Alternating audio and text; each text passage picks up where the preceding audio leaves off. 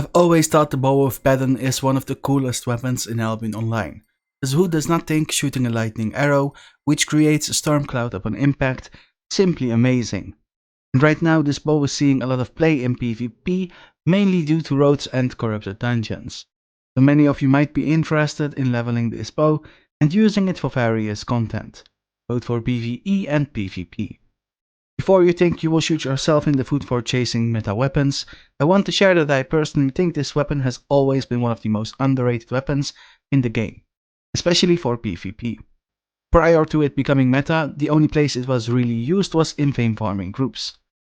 If you end up liking this video, consider subscribing, which is free and supports the channel. If you wish to support this channel even further, you can do this through Patreon. More information about that in the description below. If you didn't know what the E-skill Raging Storm exactly does, let me explain it to you right now. The skill has 30 seconds cooldown, which is pretty standard for a lot of the weapons. You shoot a lightning arrow, which only activates if you hit the target. Upon activation, the arrow creates an AoE storm cloud. This AoE lasts for 4.8 seconds and constantly does damage to enemies who are in it. Every 0.3 seconds to be exact.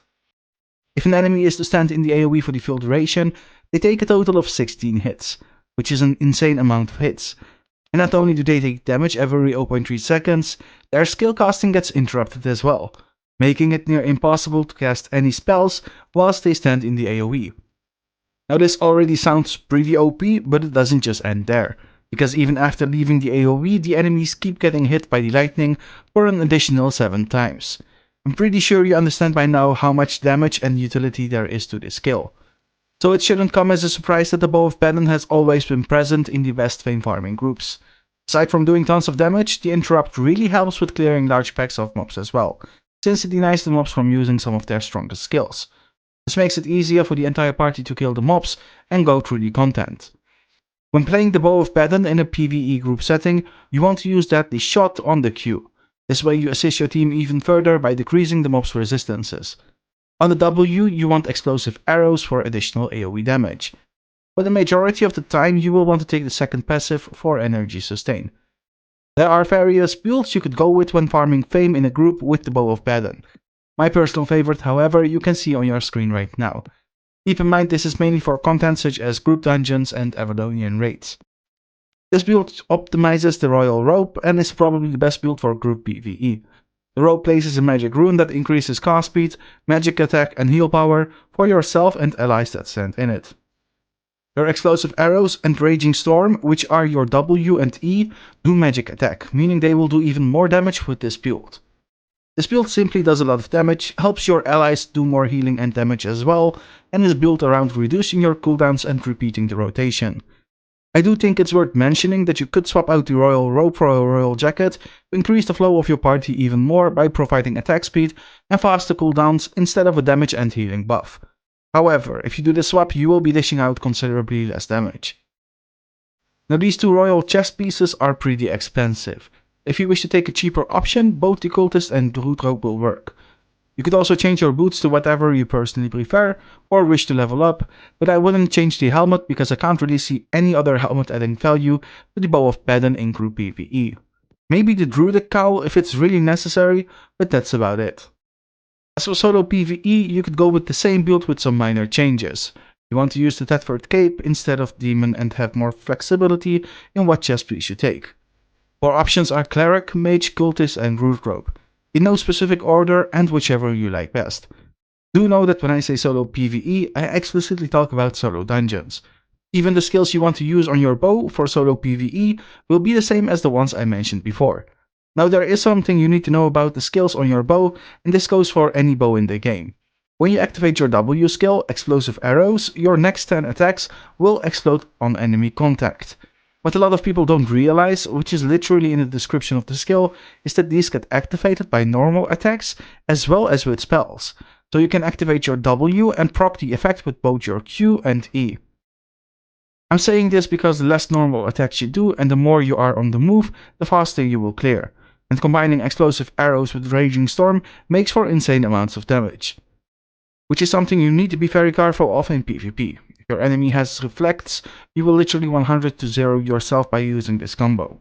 In fact, even without the explosive arrows activated, And just by using the Raging Storm, you have to be very careful when your enemy has a Quiet, which is the special skill of the Armor of Valor. This skill will deflect attacks for 3 seconds and shoot a projectile back at the attacker every time the wearer takes damage. These projectiles will do damage and silence you upon every hit. Assuming you're not a fish, you do remember that the Raging Storm does damage every 0.3 seconds, which would mean you would get hit by this deflect 10 times if the enemy decides to stand in it. What's even scarier is an enemy that's at the level where he stands in your Raging Storm for slightly less and walks out to deflect the additional 7 hits, which happen very fast. Aside from Reflect and Deflect, one more thing you have to know about the Bow of Badon's special skill, Raging Storm, is that it's considered a dot, meaning a Guardian Helmet, which can remove damage over time effects, can cleanse your skill's effect, and is considered a hard counter. For PvP, both your solo and group builds will be very different from your PvE builds. In Corrupted Dungeons, the current meta build is the one you see right now. The Mercenary Jacket Mace for Burst Sustain, since it procs fully thanks to Raging Storm alone. Combined with the heals from the Guardian Helmet and Healing Potion, this build makes for a lot of sustain. One noticeable swap is the Soldier Helmet, which is very useful to have when you are up against builds that are supposed to counter you, such as those with the Armor of Valor and one-shot builds. Since the Sandals of Purity are very expensive, another noticeable swap is the Soldier Boots, which is much cheaper. You do have to know that you must choose your Q based on the matchup. If you need to keep your enemy away, or if you need to untrap them a lot, go with the first Q. Think of sword players. If you need to outrange your enemy, you take the second Q. An example would be against Frost Mages. And if you are up against people you want to kite, you take the third Q, such as when you are up against tanky one-shot builds. As for group PvP, my recommended build is the one you see right now. And when I say group PvP, I mean content such as Open World and Roads PvP. The Cleric Robe is pretty crucial to not die to Reflect and Deflect. You can use the perch on your helmet both offensive and defensive based on the situation. And Blink is a reliable mobility skill which you can swap to Run if you feel that is better for certain fights. And that makes for all the information I want to share with you on the Bow of Badon. You need to be as careful as the amount of damage you do with this bow, so be very careful if you pick up the Bow of Badon. And I'll see you next time.